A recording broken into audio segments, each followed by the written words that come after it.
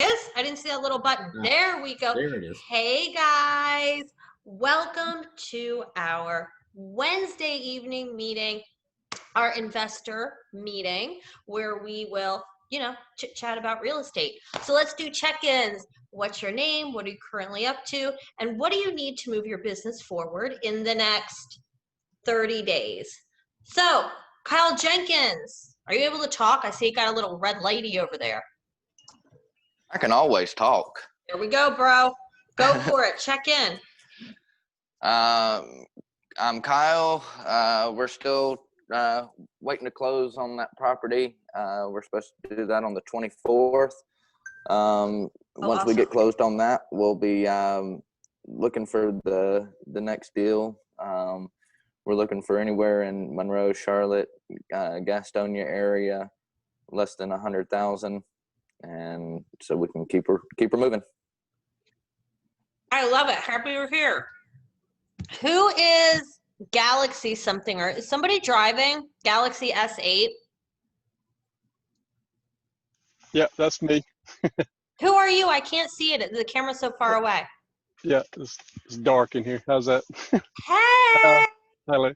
Daryl Houston. I'm my first time here, so I'm just here to listen and learn and kind of join in. Daryl, I'm happy you're here. So, where'd you hear about us? So I met you and Bonnie at the meeting that Scott had.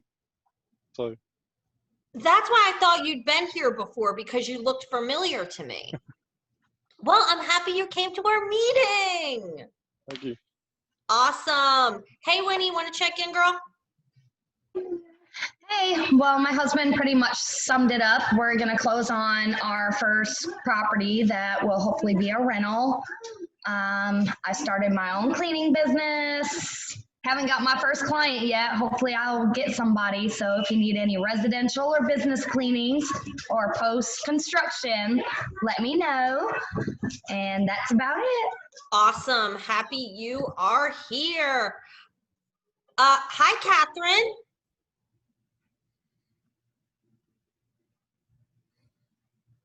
How are you? I'm good. How are you? I am so good. Catherine, is this your second time here? Yeah, I was on last week's meeting with Bob and Deidre.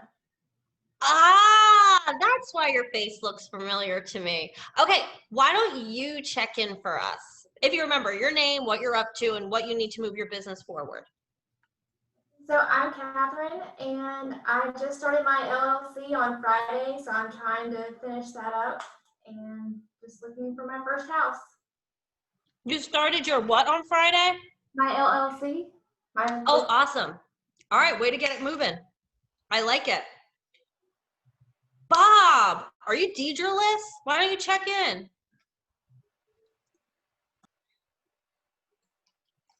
Hi there. Hey. Can everybody hear me okay? Yep. Good. Bob Mazzoni with Spirit Homes Family LLC. What I've been doing in the past week is purchasing a house, getting a house under contract. We're going to be closing on that house on December 11th or sooner, and that will meet our goal of an additional 5 buy and holds in 2020. So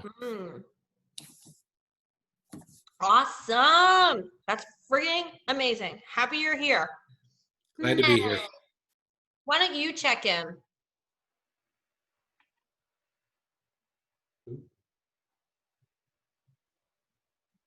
Hey guys, I'm Meg. I'm right now currently working on investor support and am officially a licensed broker with RER. Yay! Finally.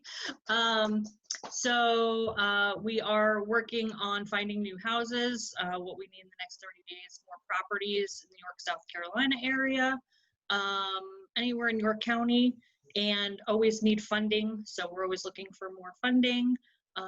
Other than that, I think that's pretty much it. And then do some brokerage business. Awesome. Happy you're here. Brian, I see you're driving. I'll just shout out to you. What's up? Good to see you, bro. All right, let's see. Patrick O'Donnell, you're in here tonight as usual. Do you want to check in? Correct. I'm in here as usual. What I'm currently up to is, let's see, got to spend the day driving around with Bonnie today. Aww. Investor support role. So she had me picking up stuff, driving around, being her taxi driver, investor supporter, and everything. But really still working on taxes on a big picture thing for now. And at the end of the year, working on all those items, working on a couple closings as well.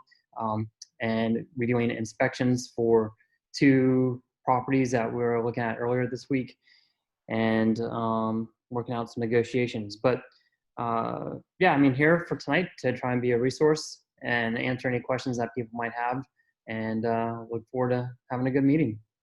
Ooh, I like that little shout out to a good meeting. I'm kind of upset I'm not seeing your and Bonnie's green screen tonight, but I was looking forward to see what exciting thing you guys might have.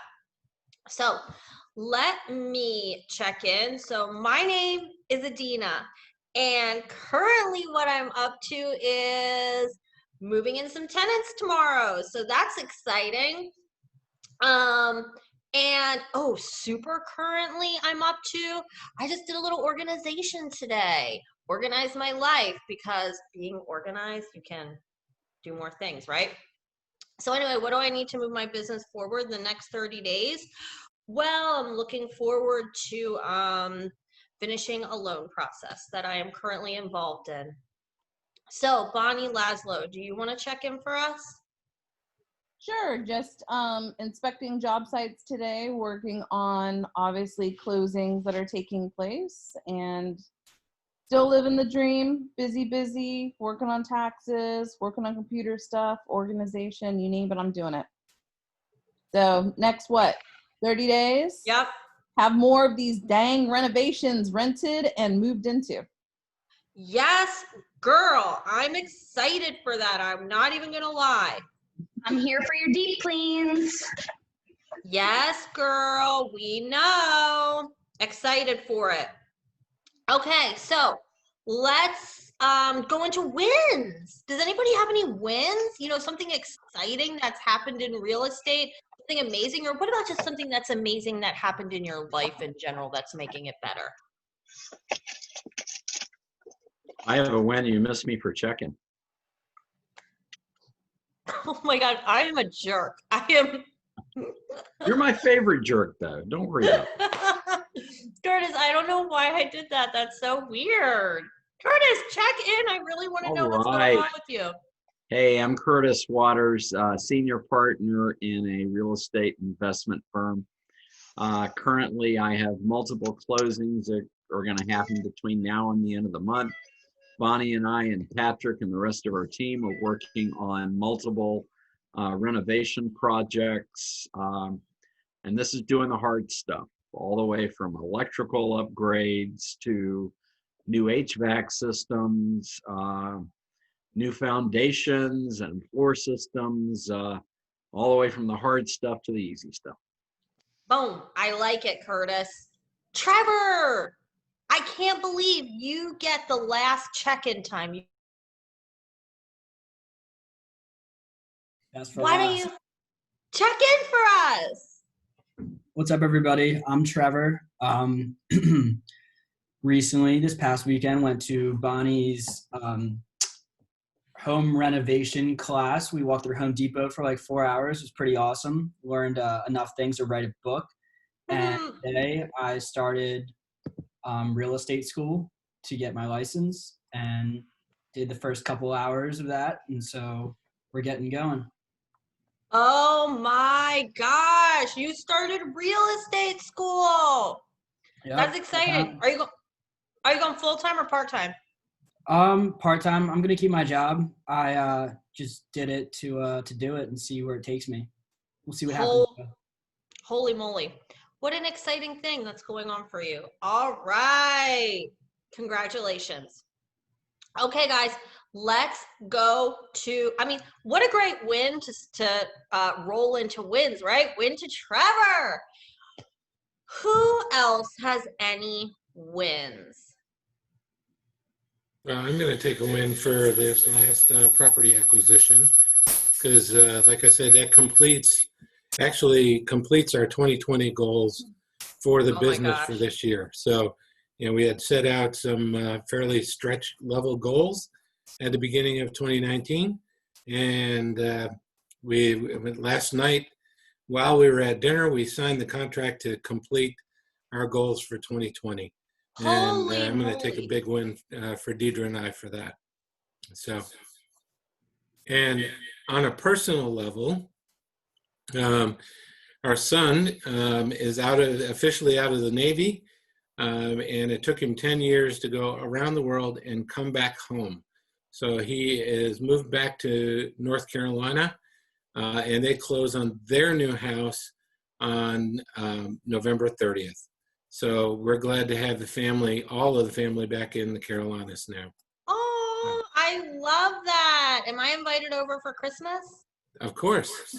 Yes. We Okay. can't even get you over here on the weekend for a bottle of wine. I know, free wine. I really need to take you up on that, or you guys up on that. All right. And that's actually a huge win. So you literally set a goal for 2020 and you hit it. That's like insane. Congratulations. Okay. Who else has any wins that they want to tell us? Seriously? Well, oh, yeah, go ahead. No, I'm saying seriously. Nobody has any? Yeah, I do. So our team got a great win today. A little bit of a setback, but we worked through it. We're told, occasionally you're told stuff about inspections. We had to do a lot of managing people and expectations today that are going to result in a great win tomorrow for us on a house that we're renovating. All right. Good job to Thank you to the whole team. That's done. So that's a good win. Thank you to Meg and Adina for helping us through this whole renovation process that has been exhausting. I think both Adina and I were dead tired last night. Little sleepy, but so worth it. Good energy. Okay, who else has some wins? I know somebody else has a win. Come on, come on. Give me something. I'm not moving on until one person has one more. You're not going to get any open floor time. Well, of course, a win to Trevor for starting school. Oh, there we go. And a win to Meg for getting her license number and now affiliated with Real Estate Realty. Love it, love it, love it, love it. Okay, now I'm going to let you guys move on. Thank you for those couple other wins. Let's go into property pitches. So does anybody have any properties they want to pitch, or does anybody have any properties that they're looking for specifically? Here we go. This has been everybody's favorite part lately, actually. Let's do it. I'll go ahead and say that for January, we are looking for an apartment complex. So if anybody is looking either in the Florida or obviously North Carolina areas and find an apartment complex, a larger one, so looking more like towards 50 to 100 units, that would be fantabulous. We can go all the way up to 400 units, so if it's a good deal, let us know. But we're looking for, let's say, 30,000 a unit and below. Awesome. Bonnie, what if they actually have something? How do they get a hold of you? Is your number in the thing? I didn't see the chat. Yeah. Okay. I just saw that my phone number is now next to my name. Can y'all see it on your end? You copied off me. I did that. Of course. You started it. It's perfect. Just kidding. I know it's a good idea. Everybody put your dang phone number up by your name, right? Because you never know who wants to reach out to you. Okay. Any more property pitches or reverse property pitches? There we go. So I've got a property pitch since we'll be working on apartment complexes. I won't have time for this other house that's up in Ohio. So we've got a 4-2 single family house. It's just under 2,000 square feet. It is 18,000. The rents in that area typically go for 800 to 900 easily. And there's probably about, depending on how you want to do your renovations, maybe 20 to 25,000 in renovations for renovation for rental, and 30 or more if you want to do renovation for retail. If you know of anyone that's up in that area that might want to jump on this opportunity, I can be reached at my phone number right there, 704-491-2008, and be happy to talk with anyone on financing about that as well. Awesome. Hello. Yeah, that's what I thought. Well, I never get tired of beating this one in. I'm still looking for properties, Monroe, Charlotte, Gastonia area under 100,000, and also still looking for quality lenders too as well. With that kind of budget, you could go to Ohio a couple times and back. Yeah, I already travel way too much for work anyway. I understand. I definitely commend Kyle for joining the meeting on a boat. You're seriously on a boat right now, right? Yeah, he's I am. That is I'm in Louisiana. Yes. Heck yeah, he's on a boat. Hey, Curtis. I'm on a boat.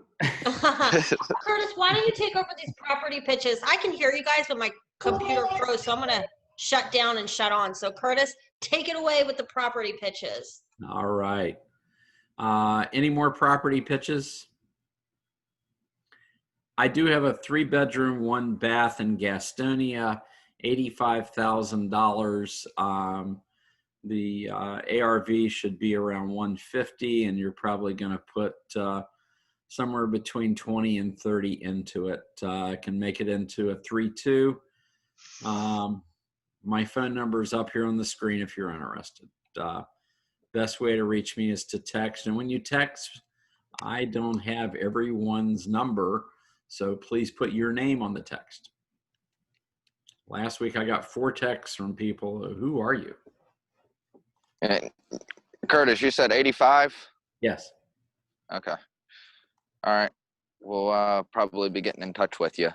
Okay.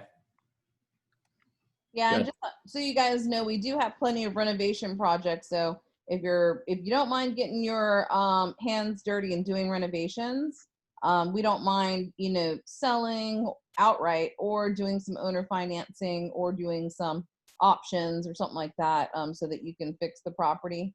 Because while we're in essence waiting to finish up some of the other ones we're working on, we don't mind selling or working out deals on the other ones that are in queue. Okay. Well, now you just need to get a spreadsheet together. Oh, we have a spreadsheet. Oh, well, see, there you go. What kind of properties are you talking about? So the one in Gastonia that Curtis is talking about, that one actually has a blueprint where you can make it into a 3-2 if you wanted to, but currently it's a 3-1. But yeah, it's sitting there. It's one of the smaller projects that we're working on. So, that's the next one if someone wants to do it. And as soon as that one goes, and we'll have another one, that one goes. We kind of put whichever one is currently on deck that would be at the tail end of our renovation schedule, so that it can actually get worked on while we're waiting to complete our other ones. But like I said, we've got about 20 projects in queue right now. All right, so let's move to open floor. So who's got questions this week? Challenge, gaps in knowledge, how can we help? I have a question. So my parents are about to buy their first investment property up in Ocean City, Maryland, and they've been looking to me for advice on how to pursue that. Specifically, like, I guess it would be a different scenario from what I know, or at least a little bit that I know, because it would be more like a beach town, so more seasonal. I was just wondering if you guys had any sort of specific advice you think that I could give them. They're hoping to close in the next month or so. And I was just wondering what the best pieces of advice that I could summarize everything with while they're trying to close quickly because they don't have time to read 5 books. I would tell them to go with multifamily. Like if they're over there and they want to invest in that area and everything, try and find something that's multifamily, because then the seasonal aspect is kind of a moot point, because everyone likes to, relocate to the beach to either, retire and call it a day, or just to go live someplace that's nice. Yeah, I kind of back that as well, because there's so many reasons to be cautious on seasonal locations. I think this past year has been indicative of a lot of that, right? Because what happened to the industry when something big came around and hit the economy. I mean, we're not necessarily out of that just yet, and there's still a lot of things to work through. So I mean, it's still risky to do a seasonal rental, especially when that's based on one industry and one location. It's good that they're doing something, but we kind of have a different philosophy with that kind of a strategy. Yeah, it definitely makes sense. They're just looking for their own property anyways, so they're just going to use it when they're not going to be there, basically. So is it a second home? Rent it out? Yeah, they're going to be buying it as a second home and then renting it out. Okay.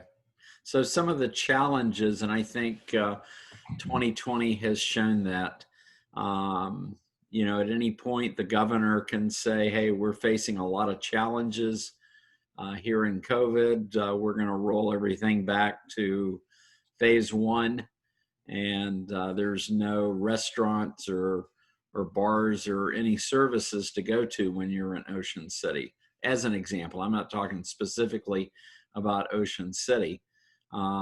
Phase 1 in almost every state, people that had vacation rentals, they used Airbnb, VRBO, whatever. They suffered during that time. Now, luckily in the Carolinas, a lot of those are open back up, but it seems to be the farther north you go, could be the climate, I don't know, could be politics, I'm not going to get into that, but that could tighten up. So one of the challenges you face. The other thing to look at on a vacation home is what's most important to you, the income or having a place you can go, and any income is just icing on the cake. Correct.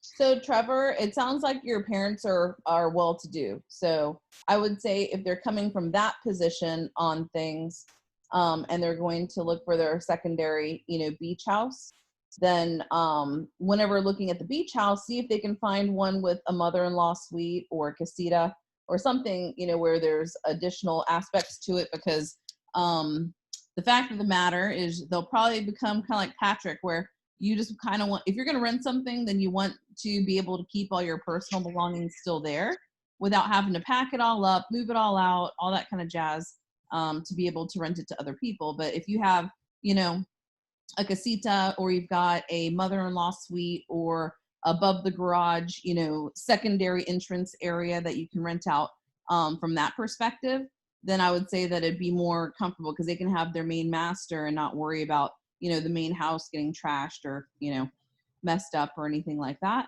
But they would have kind of a secondary place, to either rent out, or if they get a good enough price for the rest of the house, then their personal belongings they could lock up in the mother-in-law suite, or lock it up inside of the casita and stuff like that.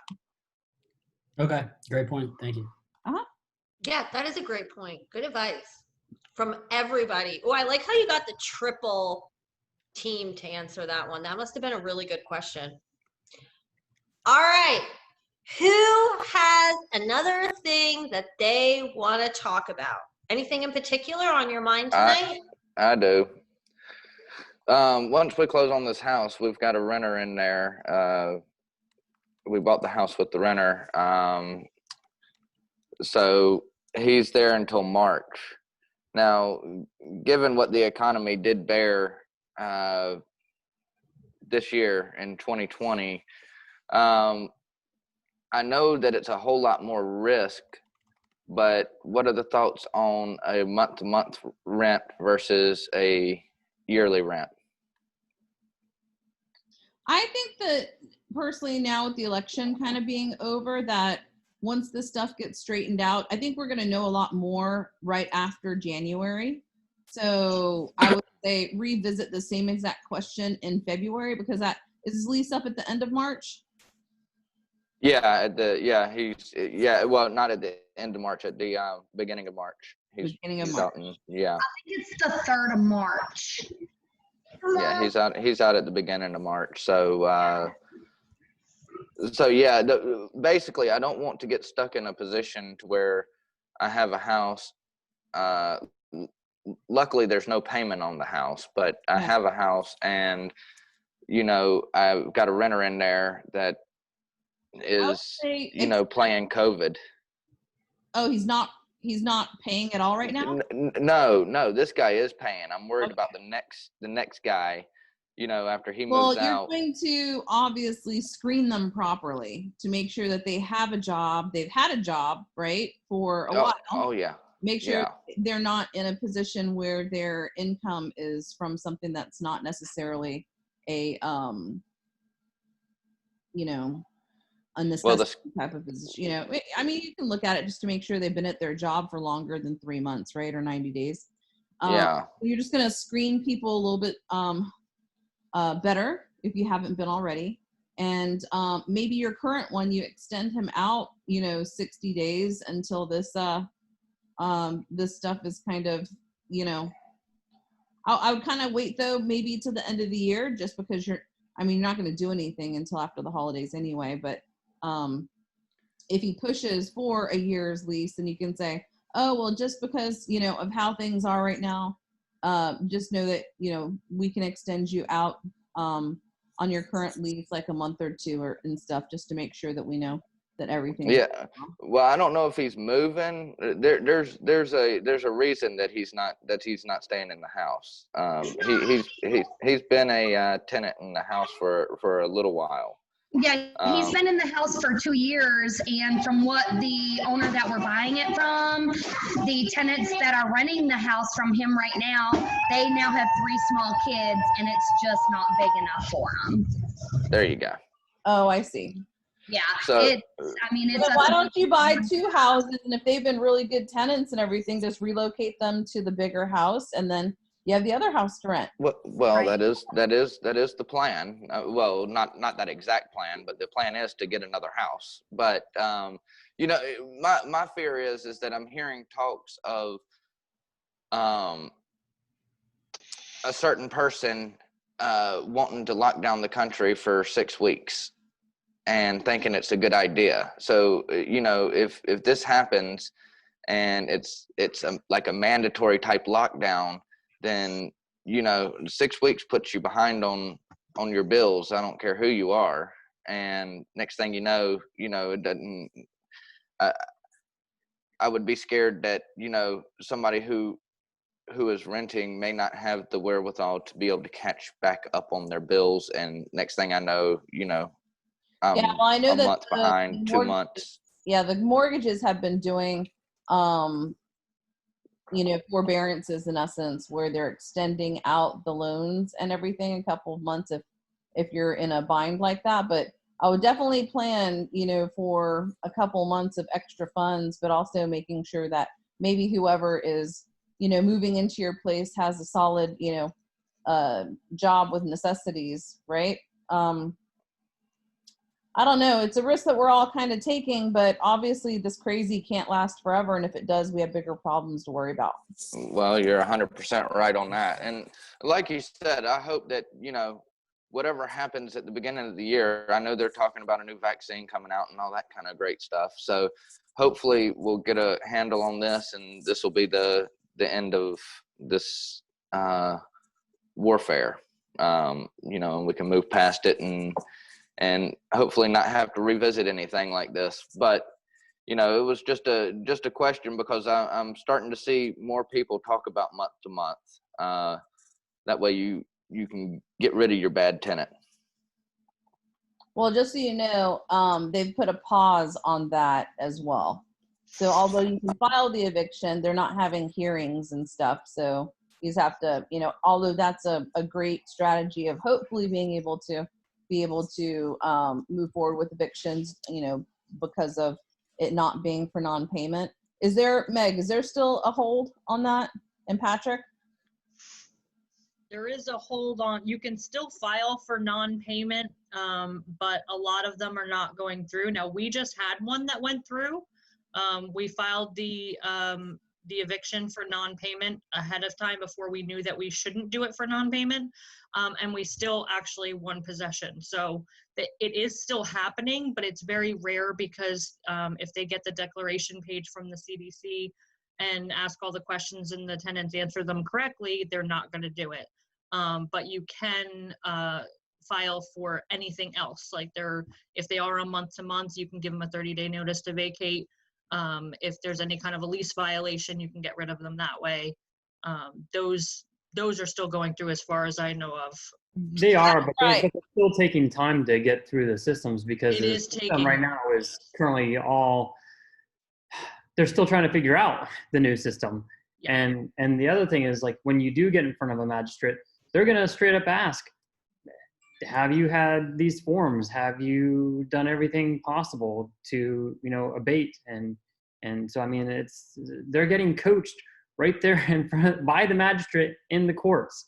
So sometimes you've got to have a good attorney for sure. And maybe Curtis can talk about it too, because I know that he's had some exposure to it, but but guys, it's now that you just said that, it reminds me, because we're adding that form along with the stuff that we give them anyway, which we tell them, go to crisis, go to, assistance, rental places, because they will help you if you take the initiative to go there and fill it out. And so we're adding that. So then, Meg, that's why we're probably like everything's, every single person that goes to court with us, if they're asked that question, our answer is yes, because we sent you the information to go to crisis and go to these places, and you had the form. You're the one who chose not to fill it out and not go do anything about it. So just make sure that you're giving all that stuff, because they will go ahead and ask, but just like they didn't go and, apply for the assistance for whatever reason, we have the backup information to be like, well, you were given all of these resources to utilize. Why didn't you do it? And they're going to have to acknowledge, or if they say they didn't, we have the timestamp dated email and also, the communication logs showing that they were given these types of informations, and they're the ones that chose to do nothing. Therefore, hopefully we'll get, all of our possessions and that kind of thing. But just understand, that is that additional step that you have to take, and they are going to ask the tenants if they did it or not. Ani, can you share some of those relief websites for tenants in the chat or on the page? Meg, can you post those places and stuff in our Hobby Millionaire Facebook page, just so everyone knows the different rental assistance programs? That would be helpful to everyone. So Winnie, we'll put that into the Facebook Hobby Millionaire okay, page. thank you. Yep. Are we finding more value with fix and flips during this time of the economy versus buy and holds, or is it still just like it always has been? For us, it's been, other than a couple of the people that are trying to work the system, but no matter if it's COVID or not, you're going to have those same people. You know what I mean? It's kind of like the 10% rule. So if you got 100 places, you're going to have about 10 people trying to work it over, right?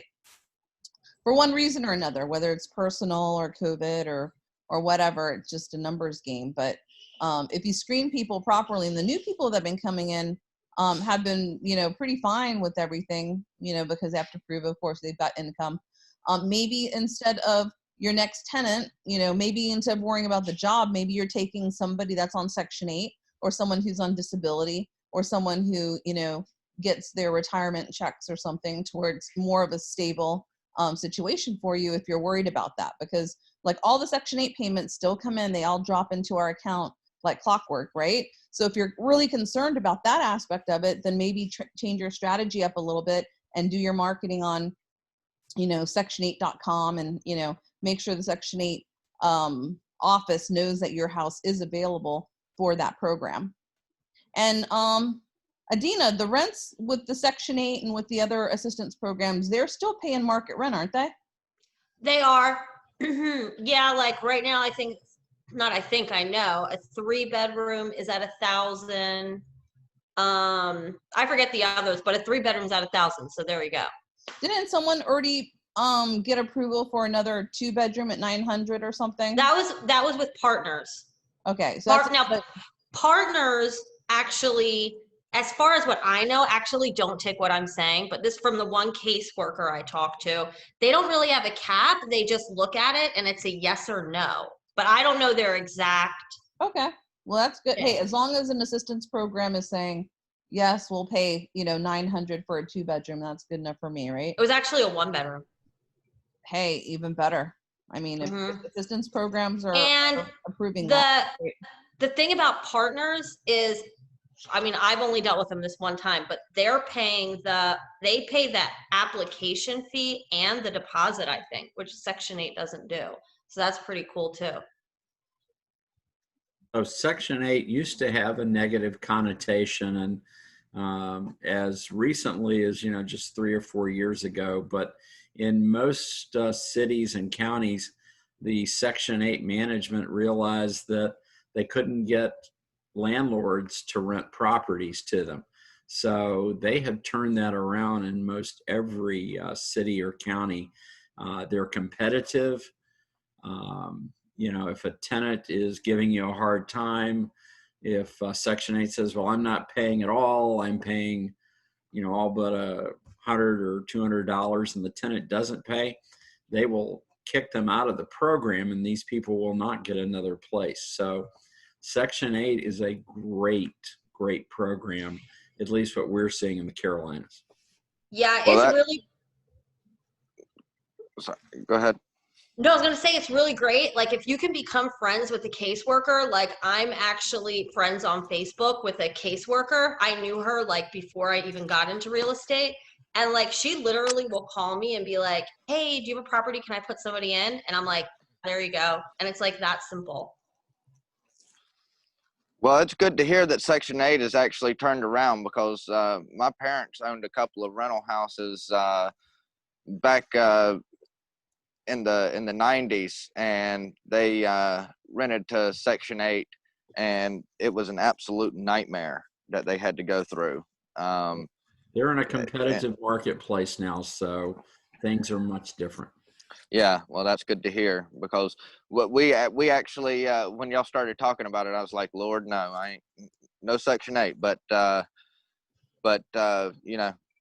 since they've changed, we'll probably end up considering. Well, we also do something a little bit different too. So whenever we have Section 8 possible applicants, we let them know that we have to talk with the owners to ask for an override, to go ahead and allow for there to be a delayed deposit. So a lot of times what we'll do is they have to put down the deposit, with their own funds while they're waiting on their Section 8 funds. So it's up to them if they want to kind of do that to make it more of in essence, a secure situation when taking someone on that is going to have to submit the packet and have to get the inspection and all that kind of stuff. So at least, they're serious people, right? But I think that, we're all very clear with anyone who's going to utilize the program that, if someone else comes in and they're, going to be moving in and putting down all funds ahead of them, then they'll be refunded, the funds that they put down. Mm-hmm. And so I think we kind of get probably a little bit of a different type of Section 8 person as well whenever we ask for that. One other thing you ought to consider too is if things do get crazier and they extend an eviction moratorium to all reasons, et cetera, so forth, the government's still going to pay. So you've got that protection with Section 8. You may not have if things get crazier with some of the laws that they're some of the regulations they're considering to pass. Yeah. Also, get somebody that works at Amazon. That place is never shutting down. Right? We have quite a few tenants actually that work at Amazon, and it's been like, I love it when I see Amazon on that thing. I'm like, nice. They pay on time. But anyway, all Yeah, right. we actually took in a Section 8 tenant when all the COVID actually started. It was right after it had started and started getting really bad. In the very beginning, when we first started doing this, we weren't sure if we wanted to take Section 8 tenants, but that was part of what changed our mind, is the fact that everything was so uncertain, and we knew that a lot of people were going to be having trouble paying rent. And like Bob said, government always pays. Doesn't matter what's going on, you're still going to get a check. That was one less thing that we had to worry about, where we actually started thinking about doing more Section 8, just because there is such a need for it. And you're always guaranteed money. So as long as you can fill those houses, it's worked out really well for us. But just be aware too that there is a secondary type of inspection that you're going to need to take. So you just have to be prepared to make sure that if you do fail that inspection, that you're going to put the money in to make sure that it's made right. And you can get the list of everything that they inspect for ahead of time. So that way you can see exactly what they'll be looking for, so that you can make sure that you try and take care of as much of it as you can before they even go and do the inspection. Yeah. And it's cool to have another set of eyes on it too, It's, whenever we did an apartment complex that had, almost 50% Section 8, I looked at it as if I'm like, oh, good, there's 50% of them that I, don't have to necessarily go and inspect on my own, because I know that they ended up having inspectors going in there before anyone could have moved in there. And then they also inspect it every year as well. Yeah, my parents had to have that done to their rentals way back when too.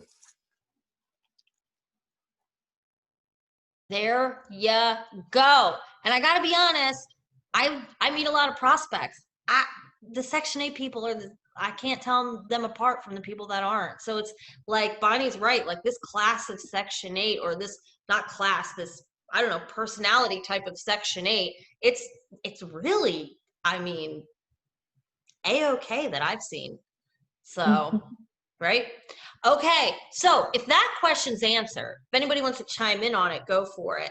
But what else do we want to talk about tonight? What do you think? Hey, my name is Ashley. I actually have a question, if that's okay. Hi, Ashley. Hi. What's up? Ask away. A whole lot of busyness. Yes, This is my first time on this call. I joined because my husband and I want to dig deeper into the real estate investment world. We have one condo in Atlanta. I'm not sure if you guys are local or not. But we have one in Atlanta. It's like the Midtown area that we're currently using for Airbnb. But we want to dig deeper into getting more buying holds. So I just wanted to pick some brains and get some suggestions on how to go about it. We don't want to go the traditional route. So we're looking at ideally trying to get distressed owners that are trying to sell, that maybe we can just pay cash to get them out. And I just wanted to see if anybody had experience with that on the process, on making sure that what we're purchasing is worth something.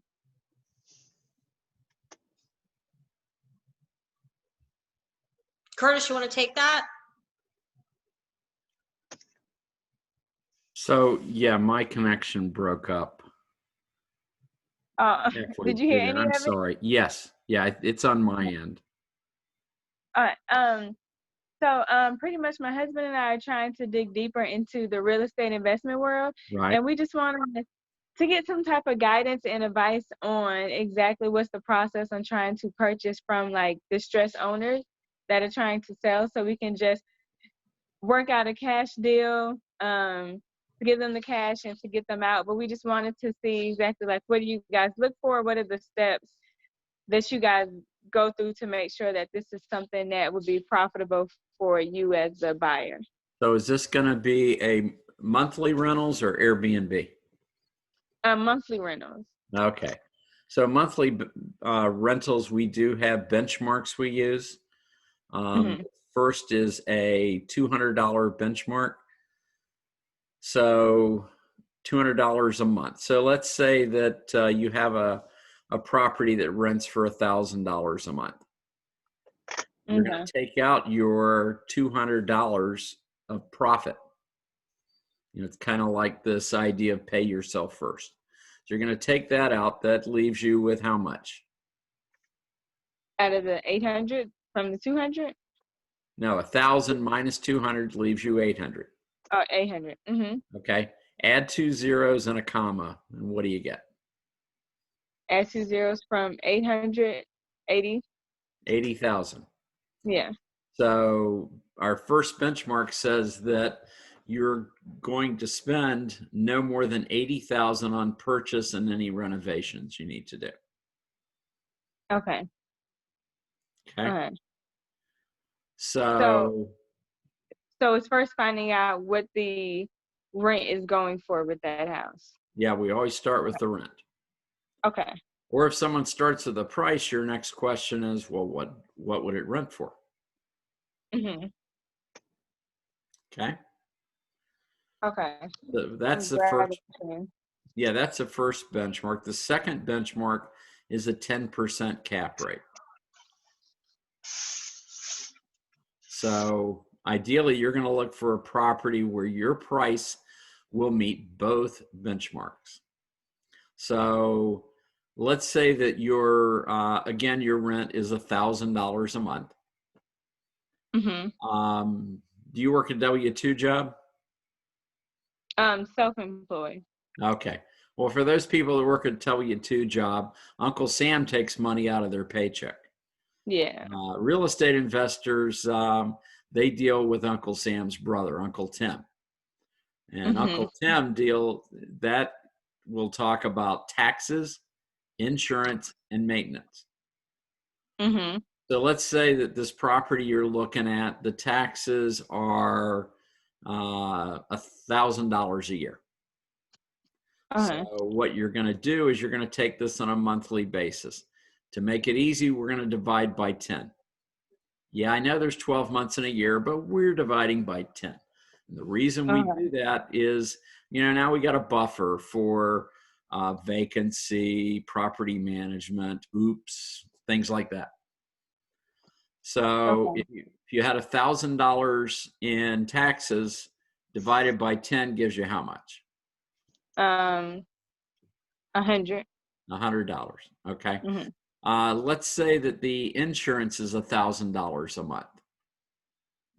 So divide that by 10. You said the insurance was how much? I'm trying to write and listen. Yeah, 1,000 a year, not a month. 1,000 a year.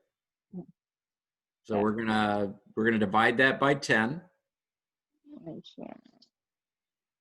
And then the maintenance for a $100,000 property, anything $100,000 or less, we're going to allocate $100 a month for maintenance. $100. Okay. For maintenance.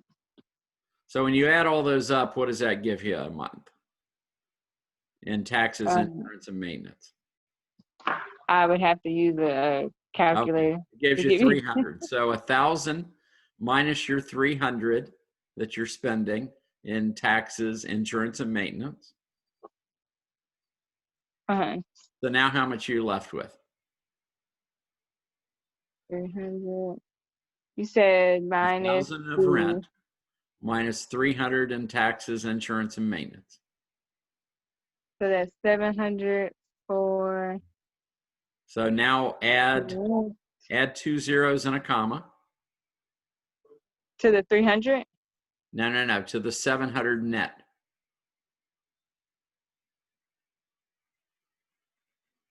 Okay, maybe because I'm writing and trying to listen. Okay. But So I want you to write down rent at 1,000 minus taxes. Under that, minus insurance, and under that, minus maintenance. insurance, maintenance. We had the maintenance at 100. The Taxes at 100, yeah, and and then the insurance at 100. So you take Okay. 1,000 minus Oh, those three so items, 700. Okay. 700. Now add 2 zeros to that and a comma. So 700,000. No, 70,000. 2 zeros and a comma. Oh, I'm sorry. Yeah, 70. Okay. Yeah, $700,000 houses are not rental That's property. I was like, So generally, yeah, we're looking at either per house or per unit. If you're dealing with multifamily, you're going to look at houses that are under 100,000 per unit, Exactly. or multifamily under 100,000 per unit. But actually, let me just explain to you about this. So I know everyone's like, I want to look for distressed people and all that kind of stuff. But if a rich person wants to sell you a house for 10 grand, are you going to turn them away? Oh no, I just don't. So I see mean, that being likely. people are like, oh, I just want to do probate. Oh, I just want to do foreclosures. Oh, I just want to do this. You should be open to doing it with whoever is going to give you a house for the numbers that make sense for you, right? Yeah. But obviously our benchmarks are, you know, you want to make a minimum of $200 cash flow on each house, because that's roughly, you know, $2,400 a year.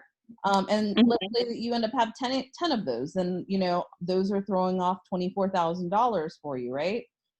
So then that's just in your hobby, right? So if you have a job, you just gave yourself, you know, a $2,400, you know, raise, if not more.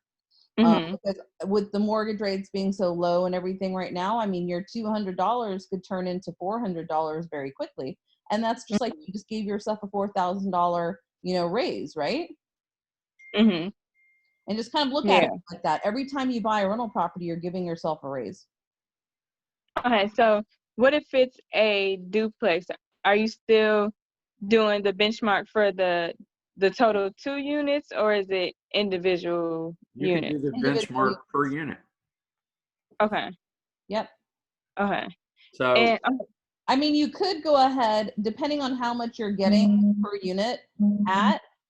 Just know the benchmarks are good per 100,000, because I don't want you to end up, you know, going and getting $1 million property and being like, woo, Bonnie said $200, you know, cash flow. No, no, no. It's $200 cash flow per 100 grand.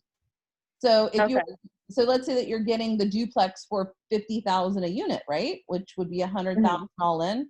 Then sure. I mean, you could go ahead and keep it, you know, skinny margins if you wanted to, and as long as you're making $1,200 a month, or, you know, whatever, that's just really close.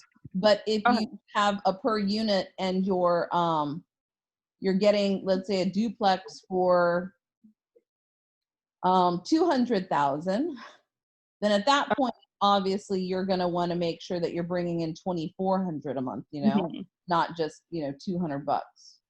Okay. Yeah. Okay. No, that was definitely helpful, minus my math errors there. But just know for $100,000, you want to make a minimum of $200. You know, that's like a 20% return, you know? Okay. And so when you guys are approaching the homeowner, or when you guys find this house, and so is the first step getting a contractor in to look at it to see what's wrong with it, or what happens before or after that? I mean, you should probably go see it first. Oh yeah. Definitely. But I guess, like, I was mentioning contracts because, like, I would go with the contractor immediately, but I guess it would be just me seeing Don't it waste first. that contractor's time, because the deal is the right one for you. Is this your first deal? Yes. Okay. Yes. So the first deal you're going to do is going to be a no-brainer, easy peasy deal. So you're going to walk in and you're going to know. You're going to know easily, like, this is, you can do, you're going to have the confidence enough to do it. And then you'll leave the riskier ones for later down the road. But your very first one has to be 100% easy peasy, no brainer. going to be awesome, because if it's not, you'll never do this ever again. Mm-hmm. And Ashley, do you own your own property or do you rent? We own. Okay, good. Because if anyone is still renting, then your first deal is going to be obviously something that you're going to live in first. Yeah. Yeah. Yeah. Yeah. So if you own your current property, great. Have you owned that property for more than 2 years? It would be 3 years in January. So we have the property the house that we're currently living in, and then we have the condo that we're doing the Airbnb with. So if you've lived in your house for more than 2 years, I would consider, if the property is not paid off yet, let's say, No. Remember, living in the property for 2 years and a day, any of that upside, any of that, value add that has happened to the house that you're currently in is all tax free right now. So I would say go move across the street or something, or go move down the street, or go move somewhere else, sell the current property that you're in, and take all of that, profit margin right there from the house you're currently living in, and go use it to go buy something else that might be a very light fixer-upper, or something you can do another value play in. Because remember, you can take up to $250,000 to $500,000 tax-free, depending on, if it's a couple or an individual person. Okay. What would that be called, so I can look this up and get more information on that? What is what called? The whole 2 years and a day tax-free thing. Is there like a name for it? It's what is it? Just an owner occupied tax exemption? Okay. Is Yeah, there because I've never heard it Chris? before. No, if you live there for 2 years and it's your personal residence, you can live there pretty much 2 of the years out of 5, and you can take that. And some people will actually keep the house and rent it, because as long as you lived in it for 2 years, and maybe you want to rent it for 2 years, as long as it's 2 years out of the 5, then you're able to take all that upside as a tax-free, Okay. thing. Okay. No, that's definitely good to know. So with making sure that we're getting a easy find for our first one, I go see the house, then I take the contract if we decide to go further. Is there certain things that need to be? You go see the house, you think you like it and everything, then obviously you get it under contract, right? And then during due diligence, you have the property inspected. And then whenever you get your inspection report, you can send the report to different contractors if you wanted to. Then you negotiate back on price, or you just tell the owner to fix everything. And so it's still the same process as like if we were buying our own home. Absolutely. Okay. I guess that does make sense. Okay. Yeah. I guess because like we're just looking at it as like a cash deal. I was thinking that something would happen differently. Yeah, the only difference is that you don't have a lender packet to sign and get carpal tunnel signing. Okay. Okay. Yeah, that is true.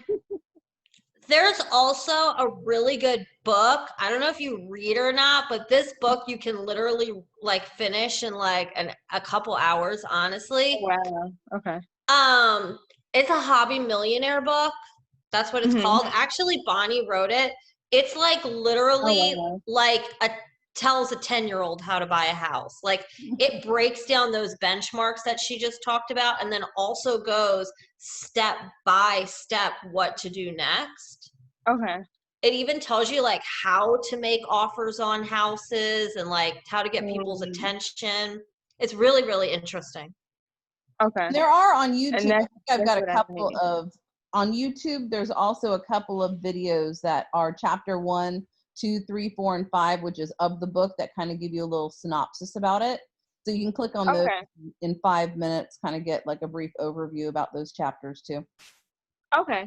No, that's good. Just even with this information has been helpful. So yeah, I'll definitely look into that. And just like right now, this meeting's recorded and I'll upload them up to the Hobby Millionaire channel. But I've had past channels, so you have to kind of just, Google Hobby Millionaire, Bonnie Laszlo or something. You should be able to find all the videos until I can get them you know, we're too busy doing 20 renovations for me to get them all up in one place. So they're kind of scattered everywhere. Yeah. But we will get those up. And if you go to the Hobby Millionaire channel, you know, you can watch all those videos too. They're very helpful. But this one will be up there tonight as well. Okay. So you guys have a YouTube channel, and I heard about a Facebook group. Yep, Hobby Millionaire Charlotte Facebook page. And then if you go on to Meetup, which is where we give our schedule, that kind of lets you know where to find us and everything. Okay. Yeah, I'm in Atlanta. Do you guys travel outside of state or?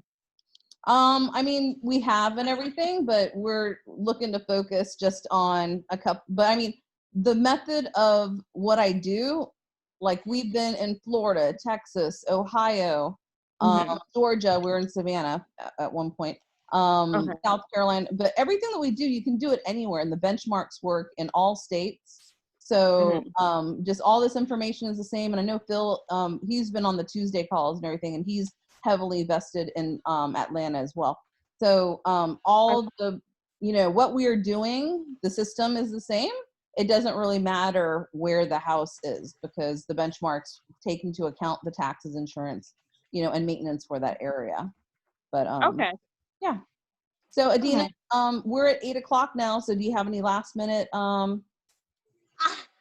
I just want to say what an awesome week it's been. We're only halfway through. So awesome, guys. Thank you for coming.